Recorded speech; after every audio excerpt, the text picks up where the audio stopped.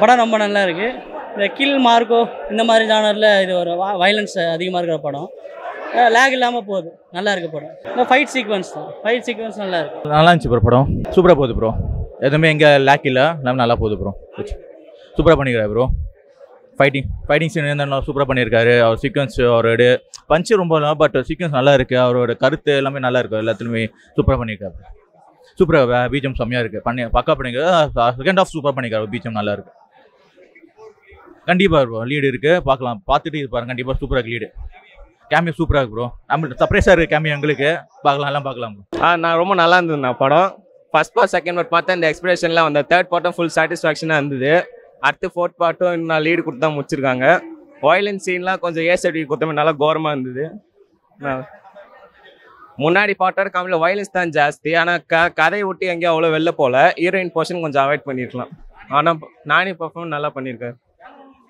Background music நல்லா இருக்கு. நாளைக்கு மட்டும் வாய்ஸ் டப்பிங் சூட் ஆகலை. நானே வாய்ஸ் கொடுத்துக்கலான்னு இது நல்லா எங்கேஜிங்காக தான் போகுது படம்.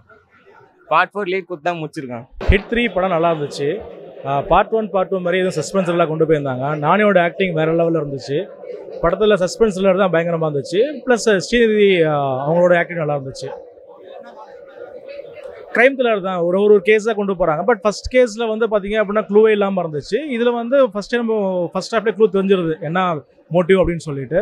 ஸோ ப்ரெடிக்டபிள் கிளைமேக்ஸ் தான். பட் அதை எப்படி தில்லியாக கொண்டு போகிறாங்கன்றது மட்டும்தான் டைரக்டருடைய இது தெரியுது நமக்கு. ஃபர்ஸ்ட் ஹாஃப் கொஞ்சம் ஸ்லோவாக தான் இருக்குது. செகண்ட் ஹாஃபில் வந்து அந்த த்ரில்லிங் கொஞ்சம் இருக்குது. பட் ஃபஸ்ட்டு 2 பார்ட்டை கம்பேர் பண்ணும்போது இந்த பார்ட்டோடைய த்ரில்லிங் வந்து கொஞ்சம் கம்மி தான். நானியோட பர்ஃபார்மன்ஸ் சூப்பர். ஆஸ் யூசுவல் வந்து பார்த்தீங்கன்னா நேச்சுரல் ஸ்டார்னு சொல்லுவாங்க. அவரோட ஆக்டிங் நேச்சுரலாகவே இருந்துச்சு. எல்லா சீன்ஸ்லையுமே வந்து எமோஷனாக இருக்கட்டும், ப்ளஸ் ஆக்ஷனாக இருக்கட்டும், எல்லா சீக்வன்ஸ்லையும் சூப்பராக பண்ணியிருந்தார் அவர். பேக்ரவுண்ட் மியூசிக் நல்லா இருந்துச்சு. மேபி இது வந்து அவங்களுடைய தெலுங்கு சைடில் இருக்கக்கூடிய மியூசிக்ன்றதுனால சஸ்பென்ஸில் இருக்கிற மாதிரி கொடுத்துருக்காங்க. But not up to the mark. Cameo நம்ம கார்த்தி பண்ணியிருந்தாரு. யூஸ்வலாக அந்த ஹெட் கேஸை பொறுத்த வரைக்கும் அடுத்த பாட்டு யார் பண்ண போகிறாங்களோ அவங்களுக்கு கெமியோ கொடுத்துருப்பாங்க. இது லாஸ்ட்டாக கெமியோ வந்து கார்த்தி கொடுத்துருந்தாரு. ஸோ அது வந்து 4th பார்ட்டில் அவர் லீட் ரோலாக பண்ண போகிறாங்கன்றத இம்பாக்ட் கொடுத்துருக்காங்க. குறைகள்ன்றது சொல்ல முடியாது. 2 பார்ட்டோட அதே பார்ட் அப்படியே இருக்குன்றதுனால மேபி மற்றவங்களுக்கு புதுசாக பார்க்கறதுக்கு தெரியும்.